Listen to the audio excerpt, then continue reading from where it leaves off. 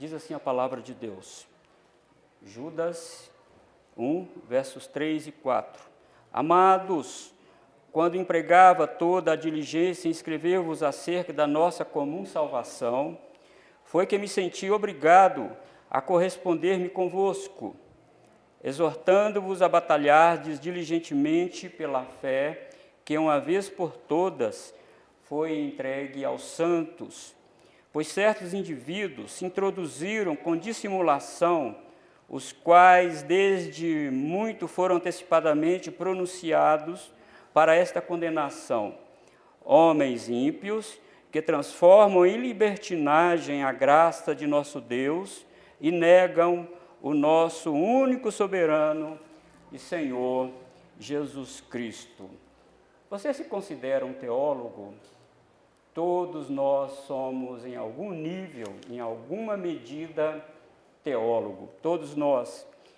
E há na igreja, em toda a cristandade, dois tipos de teólogos. O teólogo bom e o teólogo ruim. E a igreja, principalmente o conselho, precisa estar atentos para ter bons teólogos conduzindo a igreja. Nós não podemos, de forma alguma, dar a mão ao sistema do evangelicalismo. Nós precisamos pregar a verdade da palavra do Senhor. Aí você pode estar perguntando, por que precisamos de bons teólogos na igreja? Por quê? Meus irmãos, estamos vendo um crescimento galopante de muitas denominações evangélicas no Brasil. Muitas denominações evangélicas, isso não quer dizer que tem muito evangelho. Às vezes é o contrário, talvez tem pouco evangelho.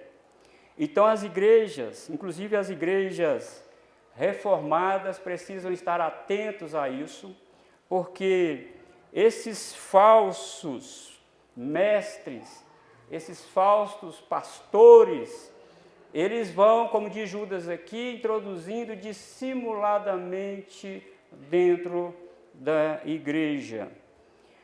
E eu estava vendo uma pregação de um pastor, ele leu um texto e não pregou nada sobre o texto. Ele andou para lá, andou para cá, pulou, gritou, chutou, mas o texto mesmo, nada. E isso é muito atraente para muitos da cristandade. Isso enche a igreja. Que pastor poderoso, que eloquência esse homem tem, esse homem é cheio do Espírito Santo. Eu senti até arrepios quando ele falou. Irmãos, isso é sério. Não pense você que o falso mestre, o falso profeta, vem assim com aquela tarja na testa dizendo: oi, olha aqui, leia, sou falso mestre, cuidado comigo. Não, ele vem, diz o texto sagrado, dissimuladamente. Ele se introduz no meio da cristandade de forma furtiva e com astúcia. Ele vem ensinando coisas que a palavra de Deus não ensina. E uma das grandes preocupações do Senhor Jesus no seu ministério terreno foi isso. Em Mateus capítulo 7, versículo 15, Jesus disse para os seus discípulos: acautelai-vos dos falsos profetas, que vos apresentam disfarçados de ovelhas, mas por dentro são lobos roubadores. Cuidado com eles. Eles não vêm com peles de lobo, eles vestem a lã de ovelha e têm uma falsa humildade que dá dó. A gente às vezes até chora de tanta humildade que eles se demonstram. E eles às vezes choram na televisão, até pedindo recursos para manter o seu grande patrimônio, relógio Rolex, fazenda assumir de vista e o Ferrari, que custa milhões. Irmãos, vamos tomar cuidado, a igreja precisa se atentar a isso, é isso que Judas está preocupado, não é? Paulo também, pensando nisso, ele estava na cidade de Mileto, ele chama os presbíteros da igreja de Éfeso, e encontra com ele na praia, e o apóstolo Paulo diz, olha, vocês nunca mais vão ver o meu rosto, mas eu preciso falar algo para vocês aqui, muito sério. Paulo diz, eu sei que depois da minha partida, entre vós penetrarão lobos vorazes, que não pouparão o rebanho. Mas isso não foi só o apóstolo Paulo, e nem Jesus, o apóstolo Pedro também escrevendo para os irmãos que estavam sofrendo grande luta, ele também escreveu, assim como no meio do povo surgiram falsos profetas, assim também haverá entre vós falsos mestres, os quais introduzirão dissimuladamente heresias destruidoras, ao ponto de renegarem o soberano Senhor que os resgatou, trazendo sobre si mesmo repentina destruição. 2 Pedro capítulo 2, versículo 1. Por isso que precisamos estar vigilantes, a igreja precisa estar vigilante, a igreja não pode dizer iesmém para tudo que o pregador prega, a igreja não pode de forma alguma dar amém para tudo que é dito, a igreja precisa ler a Bíblia, precisa estar atenta para comparar aquilo que o pastor ou qualquer pregador estiver pregando e ele confrontar isso com a palavra do Senhor. Nós precisamos fazer isso. E isso nós vamos ver aqui ao longo do sermão, isso é uma tarefa de toda a igreja, principalmente do conselho da igreja, que representa essa igreja, que depositou-se neles uma confiança de que eles vigiarão o rebanho. Precisamos disso, irmãos, urgentemente.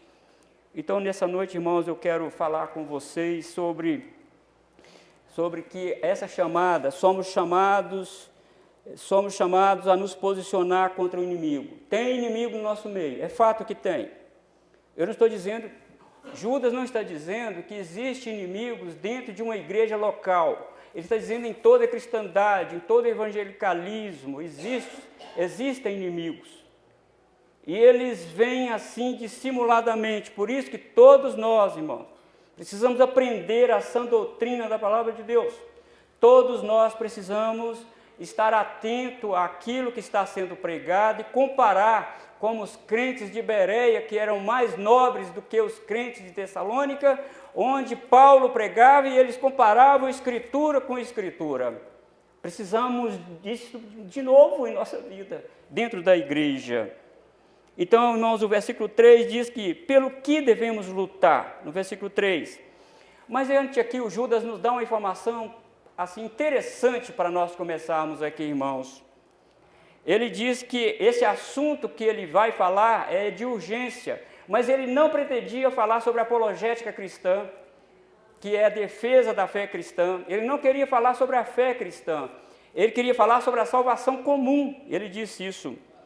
E Judas, sim, queria escrever para aqueles irmãos que estavam se regozijando diante de Deus, mas ele viu, ele teve notícia, o texto não nos diz, mas eu não sei como ele ficou sabendo, que no meio daqueles irmãos, os falsos mestres estavam ganhando terreno, os falsos mestres estavam crescendo no meio deles, falsos mestres estavam, irmãos, trazendo ruína para o rebanho de Deus.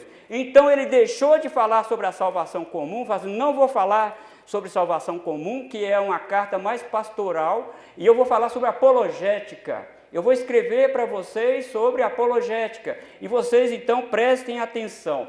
Mas antes, irmãos, ele diz, comum salvação. Aí eu já vi pregadores dizendo que existem crentes que têm uma salvação comum, tem crentes que têm uma salvação mediana e tem crentes que têm uma salvação elevada. Balela! Judas não está falando isso aqui não. Isso é mentira. Isso é engodo, isso é engano. É mentira. Comum salvação quer dizer, eu estou falando uma salvação que é para judeus e gregos. Ela é comum a todos. A salvação que nos foi dada aqui em Guanabara é a mesma que é dada lá para os europeus. A salvação que foi dada para nós do Brasil é a mesma que é dada lá na América do Norte. Ela é comum a todos. É isso que Judas está falando. Ele não está falando de nível de salvação. As pessoas precisam tomar cuidado com o que elas estão pregando. Não são níveis de salvação. E isso dá um baixo astral em muitos crentes, dizendo: eu não sei se eu tenho a comum, se eu tenho a média ou se eu tenho a elevada. Principalmente quando nós lutamos contra algo que nos machuca. Eu tenho a salvação comum, eu nunca consigo chegar à salvação elevada. E pessoas morrem nessa agonia, por causa da má interpretação que se fazem aqui. Amados irmãos, os salvos que adoram a Deus nos grandes centros urbanos usufruem da mesma salvação que os salvos que adoram a Deus nas grandes catedrais e também nos aglomerados do nosso Brasil. O que Cristo fez por nós aqui é o mesmo que Ele fez por todo mundo. E por isso agora Judas diz: eu ia falar sobre salvação comum, que é comum a todos, mas eu não vou falar. Eu vou falar sobre apologética. E ele diz: eu vou falar sobre a fé, que uma vez por todas foi dada aos santos. E fé aqui, meus irmãos, temos que tomar cuidado. Fé aqui não se fala de crer em Cristo. Não é isso que Judas está falando. Fé aqui, irmãos, não é aquela fé objetiva. Aqui é substantivo. Ele está dizendo o conjunto de verdades que a palavra de Deus revela. Toda a doutrina da palavra de Deus, resumida aqui nessa palavra tão pequena, fé. Não é somente crer em Cristo, é sim crer em Cristo, mas não é isso, é o conjunto de verdades que o Jesus ensinou, que os apóstolos ensinaram, que os profetas ensinaram. Ou são um conjunto de verdade que todas as Escrituras revelam. É isso que Judas está falando. Então, irmãos, nós não podemos de forma alguma deixar esse conhecimento de lado. Nós precisamos, irmãos, conhecer pelo menos o ABC da salvação, da nossa fé. O que Cristo veio fazer aqui? Qual foi o plano de Deus? Qual foi o plano de Deus? Que plano? Se alguém me perguntar qual é o plano de Deus, você precisa pelo menos ter noção de qual foi o plano de Deus. Como que Deus executou esse plano? Você precisa ter noção do que a Bíblia revela sobre isso. E quem aplica esse plano em nós? Você precisa saber que é o Espírito Santo que acompanha a igreja, que aplica essas verdades em nosso coração. Então, irmãos, nenhum outro conjunto de verdades será dado ao povo de Deus. Por isso que Judas diz que foi entregue uma vez por todas. Não há acréscimo nesse conjunto de verdade. Não há decréscimo também. Não há mudança nesse conjunto de verdade. A verdade que foi lá no primeiro século é a mesma que permeou todos os séculos até chegar no nosso século 21. Por isso que Judas diz: ela foi entregue para nós num pacote fechado, selada pelo Espírito Santo, e é aqui que você tem que crer, amados irmãos, pelos quais ele escreveu. É isso que Judas está falando aqui. Essa fé entregue aos santos afirma veementemente que Cristo é o Salvador do seu povo, que Cristo é o Senhor do céu e da terra, e que ninguém consegue mudar isso. Ele é o Senhor do céu e da terra, Ele é o Salvador, Ele é o único mediador entre Deus e os homens. Não adianta querer colocar outros mediadores, isso é falso ensino. A palavra de Deus não diz isso. Então Judas, fiquem atentos, porque não há níveis de salvação e não existe nenhum outro mediador a não ser Jesus Cristo. É isso que nós precisamos, irmãos, saber. A salvação não foi de maneira nenhuma fortuita e arbitrária e custou o sangue de Jesus Cristo. Isto está nesse conjunto de verdade chamado fé. Essa fé diz que fomos salvos para as boas obras e não pelas obras. É para produzir boas obras e não por obras que julgamos tê-las, nós não temos. Diz o profeta Isaías, no capítulo 64, que as nossas obras são trapos de imundícia. E é por isso que esse conjunto de verdade diz que nós precisamos nos santificar pela palavra do Senhor, conforme está escrito em João 17, a oração sacerdotal de Jesus. santifica-os na verdade. A tua palavra é a verdade. Nós precisamos crer nisso. Só o Senhor pode nos salvar. Só o Senhor pode nos segurar. Só o Senhor, através do seu Espírito Santo, pode abrir meus ouvidos para eu ouvir o Evangelho. Só o Senhor pode abrir o meu entendimento para eu entender o Evangelho. Só o Senhor pode ir lá no âmago da minha alma e mudar os meus sentimentos em relação ao Evangelho. É isso que Judas está dizendo, essa fé que uma vez por todas foi entregue aos santos.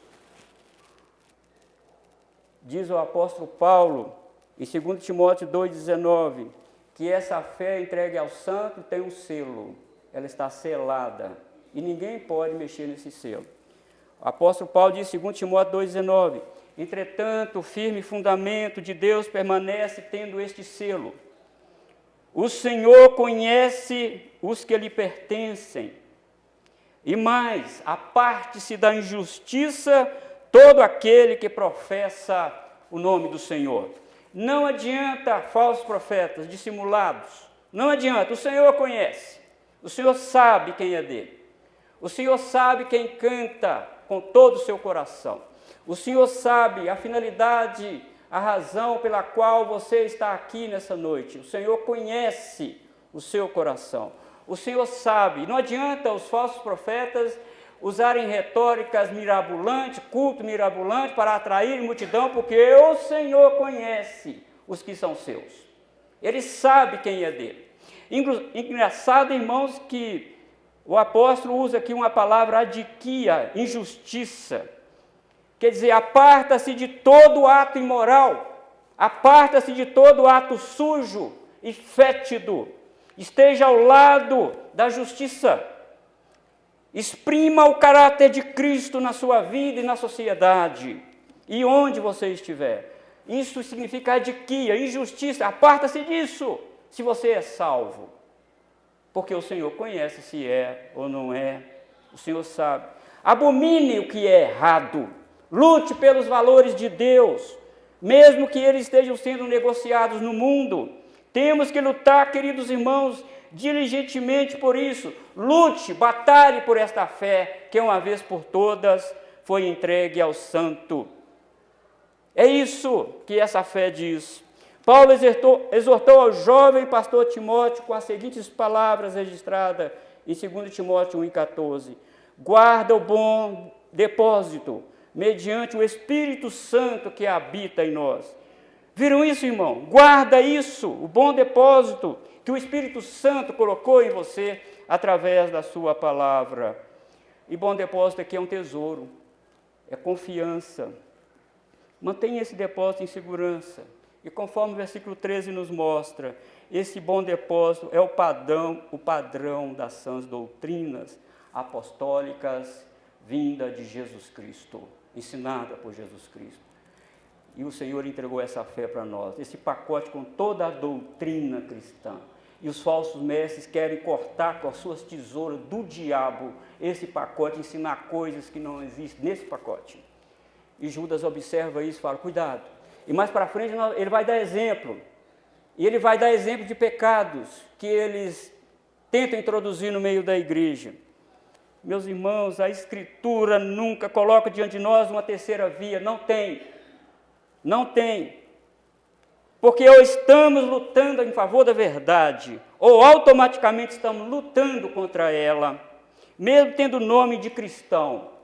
Ou estamos do lado da verdade, ou do lado da mentira. Não tem campo neutro. Judas diz que devemos batalhar contra os falsos mestres dentro da igreja. E o propósito sentido aqui é de alguém pronto para o combate, armado para o combate. Ele usa essa palavra militar, batalhar. Você precisa estar armado. Se você for para Efésios, você vai ver lá as armaduras de Deus que você precisa usar para combater no dia mau. Você precisa disso. E essa guerra, irmãos, é uma guerra espiritual. E nenhum soldado no campo de batalha se envolve com os negócios desta vida, diz o apóstolo Paulo também a Timóteo, porque ele tem um comandante que exige dele diligência, exige dele dedicação, exige dele santificação e propósito para o final. Deus exige isso de nós. Então nós vimos no versículo 3, pelo que devemos lutar? Essa fé, que foi entregue de uma vez por todas. Ela não tem acréscimo e nem decréscimo. São os conjuntos de verdades que o Senhor revelou na sua palavra. Ele deu isso para nós. Ele colocou isso em nossas mãos. E não somente nas nossas mãos. O Salmo 119, o salmista faz uma pergunta dizendo, olha, como eu vou guardar puro o meu caminho, observando conforme a sua palavra. Guardo a tua palavra no meu coração para não pecar contra ti.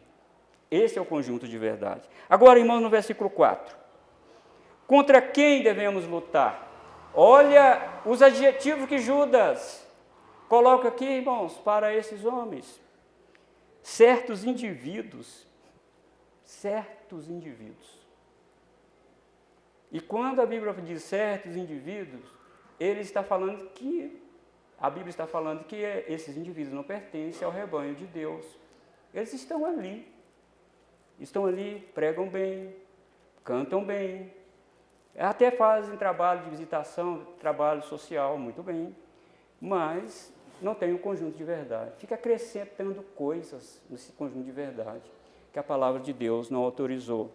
E essa, irmão, é uma demonstração clara da diferença existente no versículo 1 lá, que o apóstolo Judas escreveu. E esses certos indivíduos não são chamados, não são os amados, e não são os guardados. Lembra que nós falamos no primeiro sermão?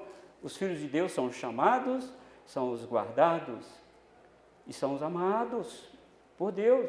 Esses certos indivíduos aqui estão fora dessa lista, estão fora. Então, meus irmãos, certos indivíduos se introduzem dissimuladamente, tranquilo, furtivamente, sossegado, dando uma aparência de piedade, dando uma aparência de espiritualidade. Rodopiam, gritam, pulam, fazem o povo até se estremecer. Mas são certos indivíduos, não são os chamados, não são os amados e não são os guardados. Tem uma diferença. Oh, queridos irmãos, e eu prego na esperança de que todos aqui são os chamados, guardados, irmãos, que todos vocês estão nessa lista e não certos indivíduos. E observa aqui, homens que agem dissimuladamente, furtivamente, eles penetram no meio do povo de Deus de forma astuta. O grego aqui transmite a ideia de alguém vindo rastejando, quase que imperceptível para dentro da igreja, como a serpente que vai serpenteando e entra dentro de um ambiente sem ser notado. E ela se enrola no canto e fica ali. Os falsos mestres, irmãos, se estabelecem no meio do povo de Deus e ficam tão à vontade que agem como fosse dali. Por isso que Jesus falou, cuidado com os falsos mestres. Eles vêm vestidos de ovelhas, mas não são ovelhas, não. É só a roupagem. É só a roupagem. Então Judas ainda continua, homens ímpios e libertinos. Essas pessoas, irmãos, são impiedosas, são perversas, destituídas do temor do Senhor. Elas são irreverentes com as coisas de Deus, elas são irreverentes com o culto a Deus. Tratam o culto a Deus como se Deus não estivesse presente aqui conosco. E nós abrimos o nosso culto, irmãos, pedindo ao Senhor a sua presença. O Espírito Santo está aqui porque nós oramos e o povo dele está aqui. E Deus está presente onde o povo dele está presente, que canta louvores em adoração ao Senhor.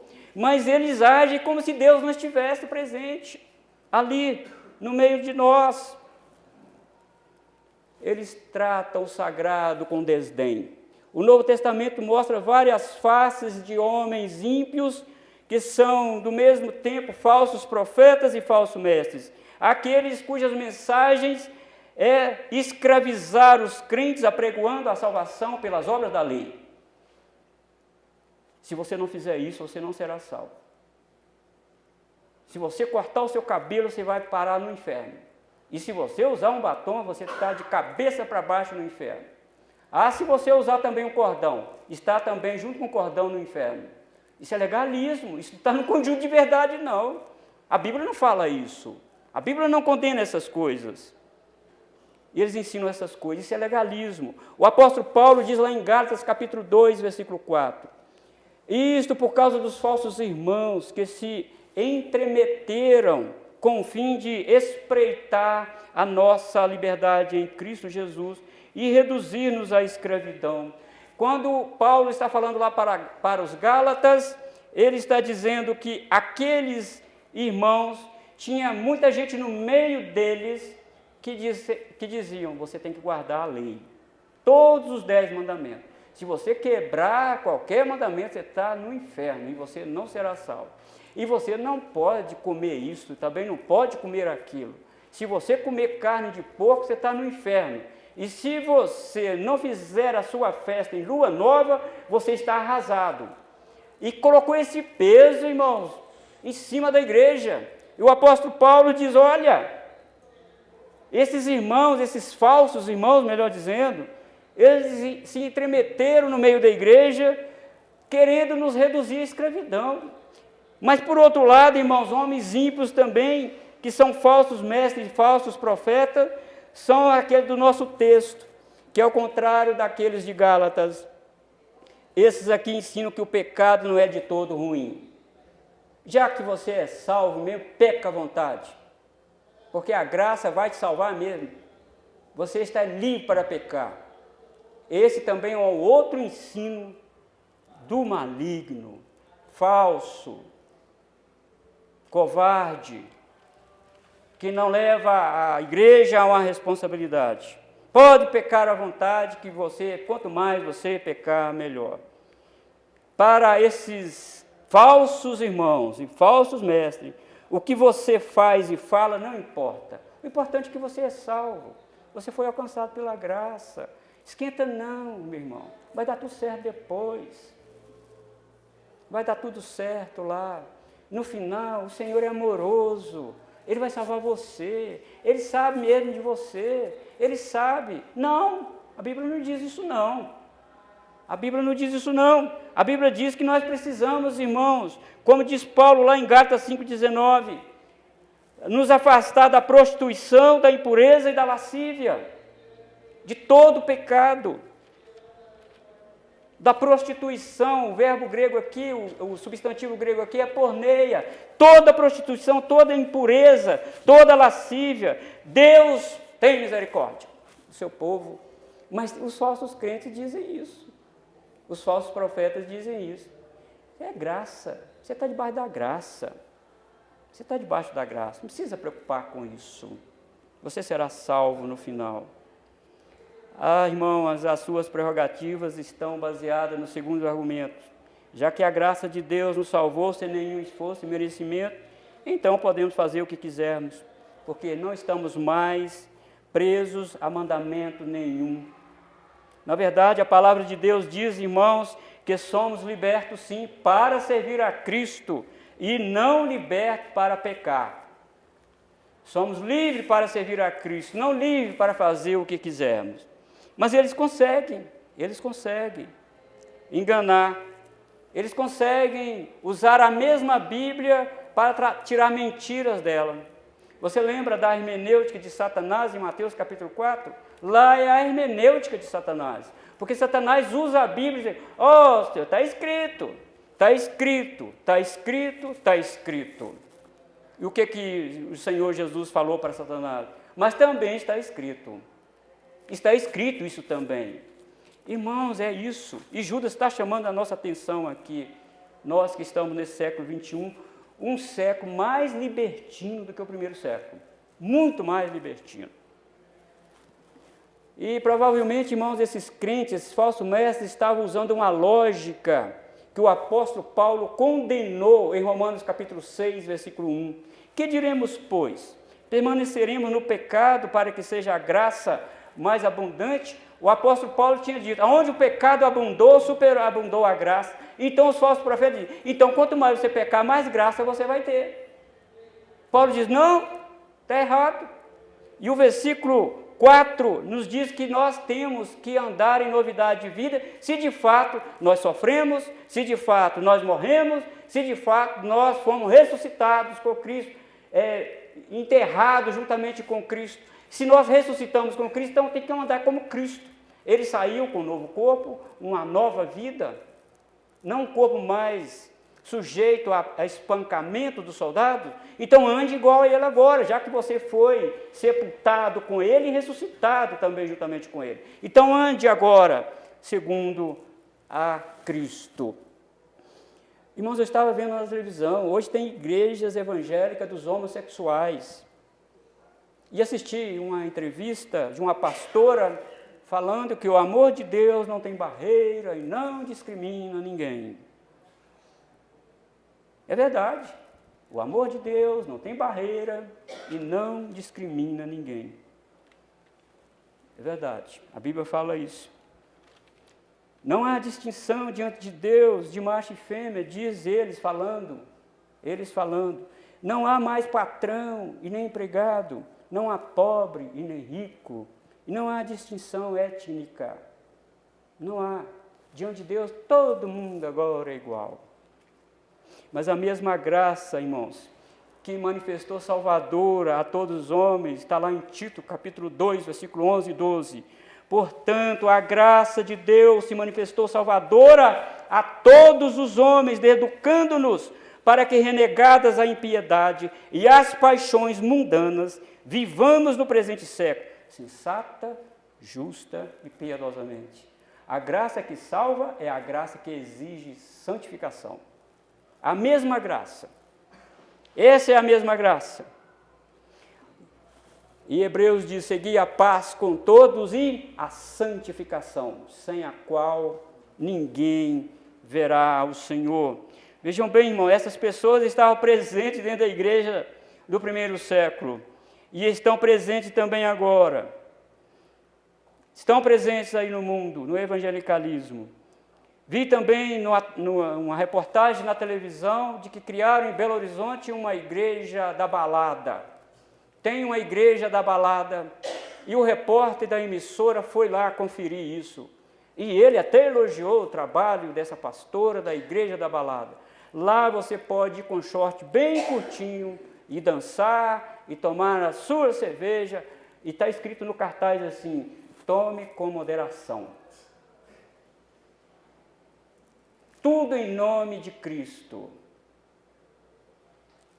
Dissimulados, estão introduzindo, vem vestido de crente, vem vestido de pastores e muita gente. E eu não quero nem imitar a dança que a repórter passou lá, porque nós estamos diante de um Deus santo. Não quero nem pensar nisso, como que, irmãos, que mundo é esse? Judas está escrevendo para crentes no primeiro século e nós estamos vendo isso estampado aí no mundo, irmãos. Luzes vermelhas, luzes verdes, luzes para tudo quanto é lado. E cabelo dos mais modelos que você quiser ver. Não tem problema nenhum, pintura no cabelo, não sei mais o que, isso não tem problema nenhum. Mas o problema é o propósito, a mensagem que isso quer passar. Somos libertos. Estamos libertos desse cristianismo fundamentado. Mas lemos, irmãos, aqui hoje, o Espírito Santo está nos falando hoje. Cuidado com isso. Isso aí é dissimulação. Isso aí é uma serpente entrando para te enganar, para colocar você contra o conselho da igreja, contra o pastor, contra a igreja em geral. Não, irmãos, não, fiquemos atentos.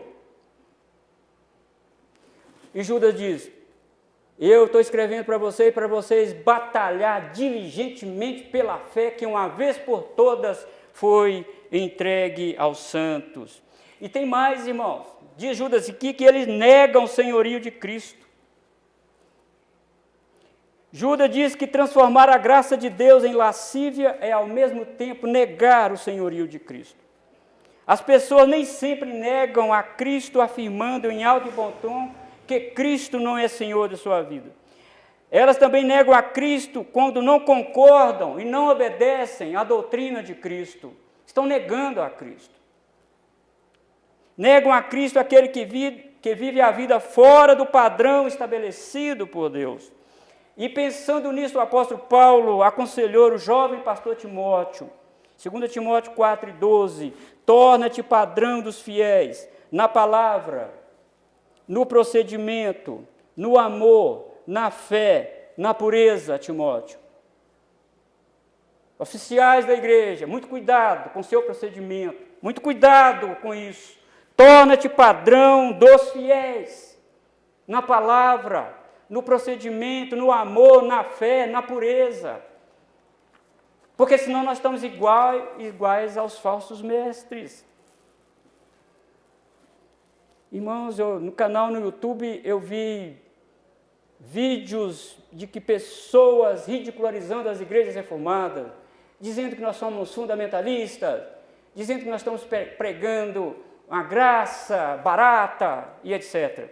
E eu vi, irmão, eu consegui ler lá uns 30 comentários, que tinha uns 3.000 comentários. Mas eu fui aleatoriamente lendo, e eu vi muita gente batendo palma. É mesmo, é isso mesmo. Nós podemos fazer o que quisermos, nós fomos salvos pela graça. Isso mesmo, pastor, concordo. Até que, enfim, Deus levantou um profeta de verdade. Mas também li comentários. Cancela a sua inscrição nesse canal, que esse canal é do capiroto. Irmãos, ainda bem que tem gente que conhece a fé, que conhece essa doutrina. Amados irmãos, nós precisamos ficar atentos. Então Judas fala, estou escrevendo para vocês prestarem atenção no conglomerado evangélico que está aí. Eu não estou dizendo, irmãos, que a nossa igreja é 100% pura, porque ela não é.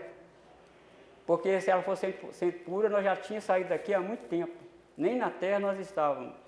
Mas, irmãos, eu fico triste quando alguém sai da nossa... Onde você está, irmão? Estou na igreja da garagem, não sei de quê. Meu Deus, que decréscimo. Meu Senhor, pastor, mas você está defendendo denominação? Não, estou defendendo a verdade. Estou defendendo a palavra de Deus. O lugar que prega a palavra de Deus. É isso, irmãos, que nós precisamos pensar. Que Deus, irmãos, nos ajude. Pelo que devemos lutar? Pela fé. O pacote fechado da doutrina de Deus. É isso. E por isso, irmãos, todos nós, todos os pastores, principalmente os pastores docentes, precisam preocupar de ter uma boa classe de catecúmenos para fundamentar essa fé na vida das pessoas. É preciso saber das verdades da palavra de Deus. Porque, irmãos, senão nós ficamos aí à mercê de coisas que o homem inventa, que o homem fala. Judas diz que a luta para defender a fé é dever de todos, não é somente dos oficiais da igreja. Então você que já fez pública profissão de fé, já está alistado no exército de Deus.